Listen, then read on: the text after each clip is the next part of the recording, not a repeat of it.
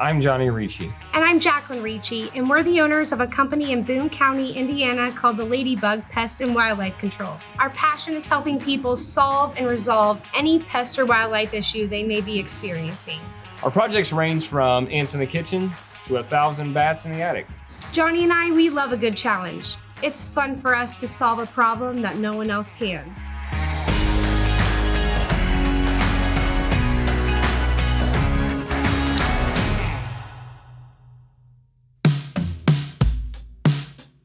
So a few weeks ago, I received a call from a church here in Zionsville that was noticing bat guano developing in their parking lot. After sitting down with the congregation, Johnny and I found out that this church is actually built in the 1800s. So it's a very historical building that we need to keep in great condition and preserved for the congregation. Hi, I'm Paula Overman, and I attend Salem United Methodist Church in Zionsville, Indiana. Our little country church here along the Fishback Creek has been in existence since 1834, where our parishioners were meeting in the cabin homes. And in 1849, we built our first building. In 1885, we built our second building. And in 1914, the west wall was moved out to expand seating in the congregation. We'd grown enough, they needed more seating. And that 1914 rededication of the building is when we gained our beautiful stained glass windows. I think one of the things that adds to the quaintness of the church and the perseverance of the church is there are many members attending today, myself being one of them, that have multi-generational connection in the church back to founding members. It's hard to eliminate nature when you're out like this, and it is an old open building. We have a church bell that we ring every week, and we have pulled the rope down and there have been bats on the rope. It's been in the last 9 months, I would say, that it was more noticeable, and I think the fact that we weren't coming and going from the building as much because of the lockdown, and we weren't supposed to meet in the building because of COVID. I think the bats thought they owned the building. So when I showed up, I found massive amounts of guano outside the structure, a lot of entry points. So tonight, we're gonna do a bat watch just to find out how many bats we're actually dealing with.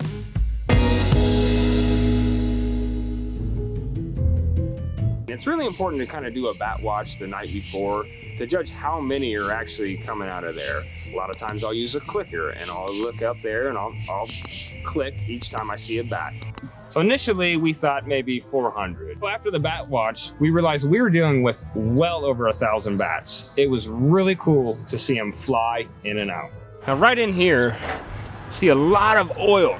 The oil is from all their fur, constantly moving in and out, in and out, in and out, and roosting in certain areas. A lot of the droppings and bat guano that you see on the side here, they're just flying in and out, and it's just sticking to the sides. There's a pretty good gap up on the top here. So what we're gonna do here in order to get them out, we're gonna hook up some one-way doors, maybe a big screen, something like that, where they can just kind of drop out, and then later on, the next morning, they're not gonna be able to get back in. So the process or the approach that we have to take is closing up any entry point a 1/4 inch or larger on the entire building.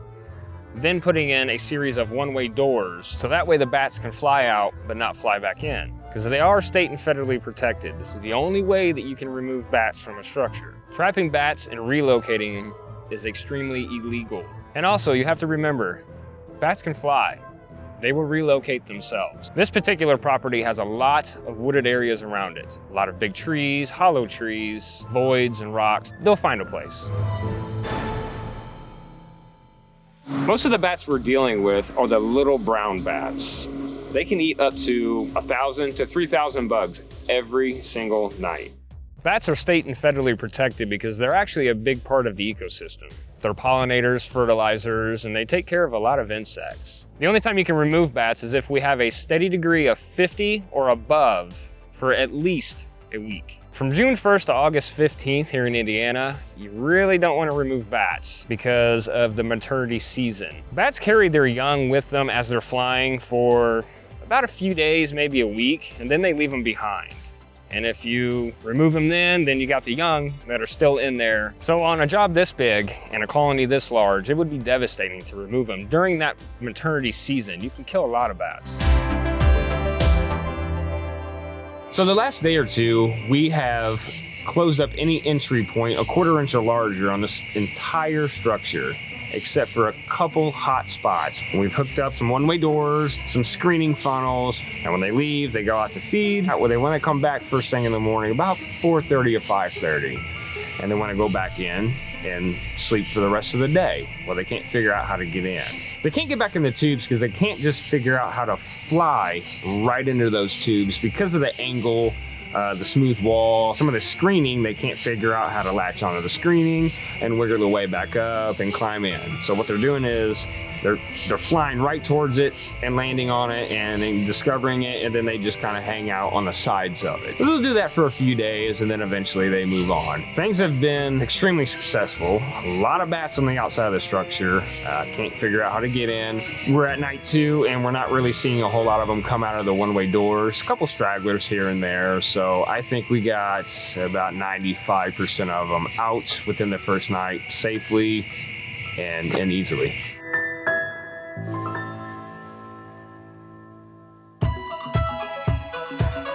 Once you've got this all sealed back up, okay, now you're looking at remediation of what's left behind whenever you've had years and years of bats.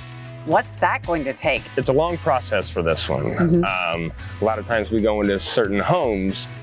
It's pretty easy because, they haven't been there for over, decades. Yeah, we basically have to scrub and clean every ceiling joist, truss in the attic and space like that, suck it all out. Hazmat suits, full gear. It's very dangerous. So we're going to be in that today? Definitely, definitely. Yeah, no one goes in without the respirators. Right, so why do you need a respirator like this? Histoplasmosis, things like that, respiratory diseases, and then not to mention touching everything. You really don't want to mess with that stuff. Sure. It can be bad. When we start the cleanup process, we have ventilators, air scrubbers that are going to be in the structure cleaning air for us up in the attic so that we're getting at least some kind of fresh air up there. Even though we have the hazmat suits on, the air quality is just not okay up there. And we need to make sure that what we're doing up there doesn't affect anything down below, as far as carpets, any kind of furniture. The number one call that we get is, we just had an inspection, we're selling our house, and the inspector found guano in the attic. They'll have no idea that they've had an infestation for years. Bats are really, really quiet. They don't make very much noise. The only noise that you can hear is really scratching. If you have a larger home, you're not going to hear that. Right. So a lot of people just have no idea that they even have a problem until it's too late. So making sure that you are constantly checking the exterior of your home for any entry points is really important. So we're going to suit up and go in. Yeah. We are. Okay. You excited? I'm excited. You should be. So excited.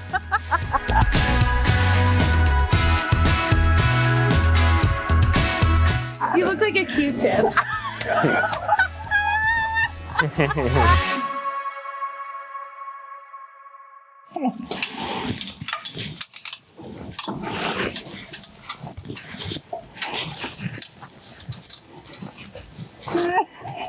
Come on up.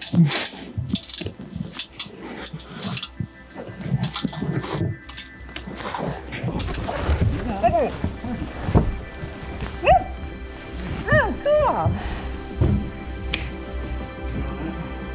Wow. So, Johnny, what are we looking at?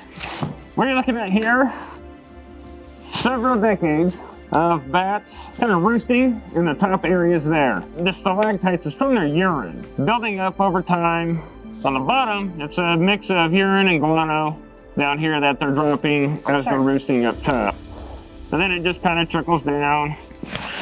And then you get, bigger areas. It kind of builds up. Sure. So what kind of bats have you been seeing in this structure? Well, basically the little brown and the big brown, pretty common in this area. There is an Indiana bat, they call, but that's in several different states. It's not localized just to Indiana. They don't stop at the border? No, they don't stop on the border.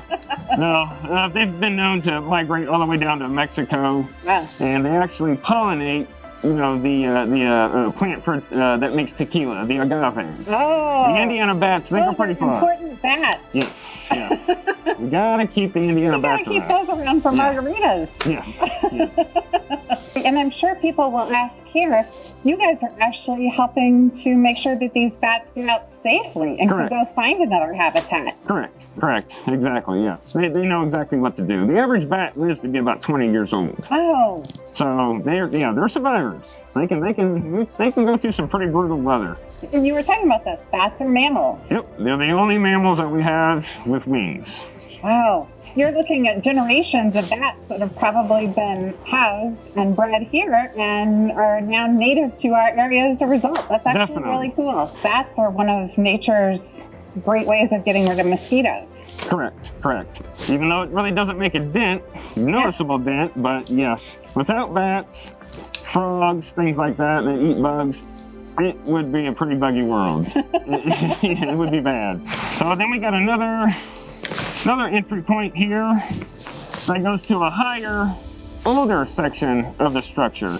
This section here is kind of the older style roof. This is the newer style. And when I say new, I mean 1900s, that's 1800s. Wow. So there's a lot of history here. That side there, bigger stalactites, a lot more guano. We don't want any damage to the historical building. That's a big key in this whole process. So these are the stalactites. Most of this is caused by urine. Over time, it just keeps running down and building up and building up. That's all urine with some wood in it. And it's all just piling up right here. Thicker and thicker, but if you look, it's kind of starting to destroy the wood fibers right here. Weakening the structure. This doesn't look too bad. You could probably scab on a few here and there and just kind of re-strengthen it, but we've definitely got to get it off of there. And also, if you look closely, some of these bolts, they're built up, so they're starting to rust. We really don't want that to happen. That'll weaken it. This urine staining is extremely corrosive. These bolts hold this whole brace in, and this brace is kind of the heart of the peak of the roof. It's all got to follow into unison and just hold tightly. If these bolts give way, it just weakens everything. But fortunately, like I said, this is some old, strong wood. You can't find this stuff hardly anymore. This is some good stuff. This is part of it just eating away at the structure. Yeah, it's pretty thick. Here and here, just everywhere they were hanging out for several years. Yeah, at least 20 years off and on. But like I said, you just don't know. You don't know until someone goes up. And this just piled.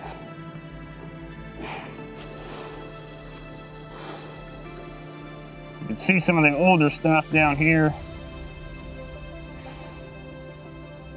You can see a lot of bugs in here. So I'd say this is about 8 inches thick. I mean, this is awesome. Like I say, you don't see this every day. You can see the inside. It's just all crystallized. This is gonna be really fun cleaning this up, believe it or not, even though it's probably 180 degrees here. I like seeing the finished product. The finished product's just amazing. When you come in here, we remove everything, we sanitize it, and we completely paint this whole entire attic, every square inch of it, thick. That's gonna really soak up the odor. It's gonna look really nice. It's gonna protect the wood. So what would it look like at night in here when 1,000 bats were living? Pure chaos. This room would be filled with flying bats. Yes. Like a busy mall. Yeah, like a real busy mall. Right in this area here, just for simple demonstration, If you want to be able to tell the difference between bat, guano, or squirrel, or mouse, or something like that, if you are in your attic space, always wear a glove. Always wear a glove, and always wear some kind of respirator if you're going into an attic, period. Okay? You can always tell. You can grab quite a bit of it. This is a larger case. It looks like it almost looks like that fake snow in with it. It's shiny. It's like a lot of crystals, like really crystallized. It's all the exoskeleton from all the insects that they eat. This is a little older batch, so it's a little bit harder, but you can crush them. And now mice droppings and squirrel droppings and things like that, they would be hard as a rock. You can't crush those. And it looks like a bunch of little diamonds. Yeah, you see my hands? It's just... Yeah, it almost looks like glitter. Yeah, yeah.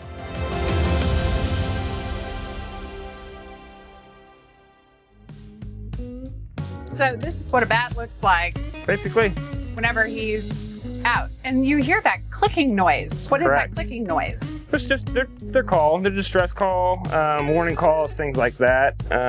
Pretty loud. And It is. Yeah, they get all good and worked up, and I can see, they got extremely sharp teeth. Yeah. Extremely sharp. This guy is not happy. He's definitely a biter. You got to wear pretty thick gloves when you handle these things. And you can see how big the wing is and how thin. So they got, an index finger, they got a thumb, they got an elbow and whatnot here towards the back. Soft fur, extremely soft. But as you can tell, he is not happy. He is a biter.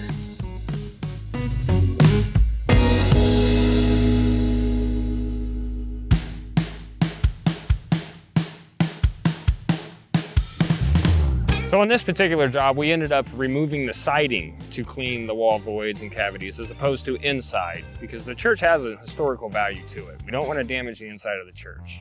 And not to mention, they kind of thought it could use a facelift anyway.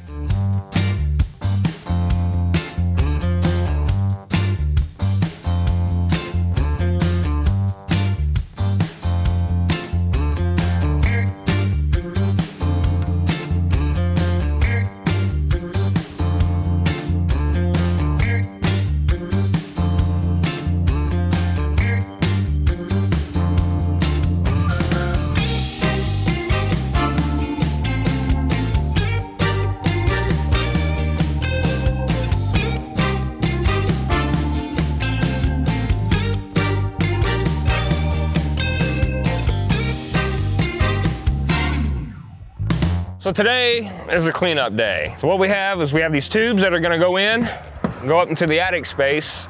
We're gonna get everything scraped off the ceiling, scraped off the walls, off the floor, suck it all up, disinfect it, paint and deodorize it. And it's all gonna go into a big bag in a dumpster. As we go along, we're gonna try to find out if some of the wood is damaged. When it's done, you're not gonna see any guano anywhere.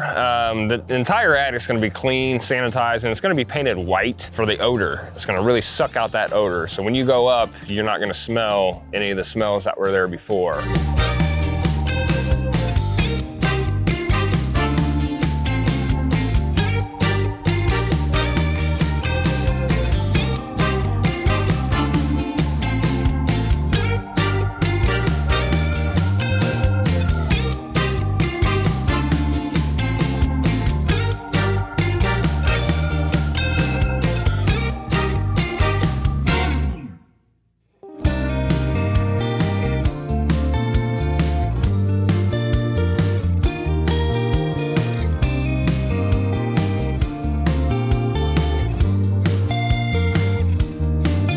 So we got everything cleaned up. The eviction notice has been served. It's time to reclaim the property.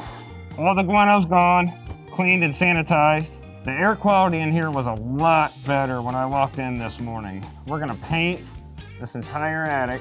So it's just a long process, but we just lay it on thick and clean it up.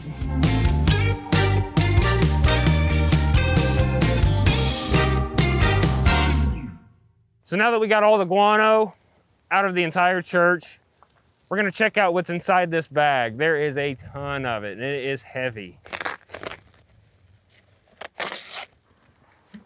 This was everything that was in that attic. That is a lot.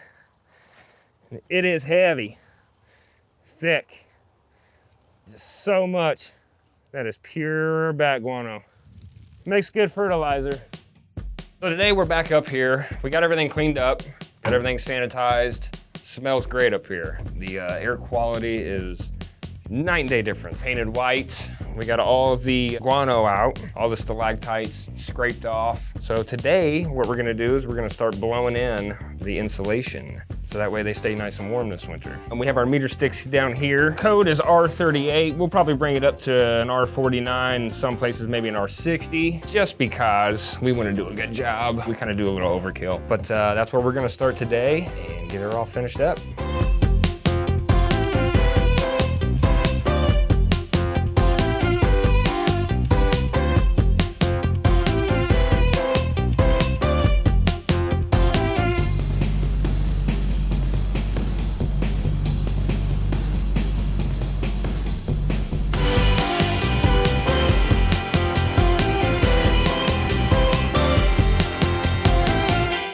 All right, so here we go.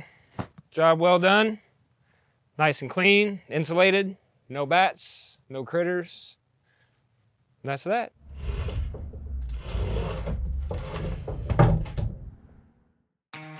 It's hard to imagine that just a few short months ago, this building was inhabited with over 1,000 bats. And to see it now makes us so proud of the work we've accomplished. Johnny and I really enjoyed working with the congregation on this project. They were such a pleasure to work with. A project this size takes a lot of attention to detail. We're really proud of our crew for being able to remove over 1,000 bats from the structure and give this congregation back their church. Looking back now at that first night when we did the bat watch and realized we were working with over 1,000 bats, it's amazing to see the transformation that's occurred in just a few short months. Here, removing all these bats, taking off the siding, and putting it all back. This is a once-in-a-lifetime project that I'm excited to share with our community. Thank you for coming on this journey with us, and make sure to follow us on all of our social media sites to see all of our upcoming videos in 2021.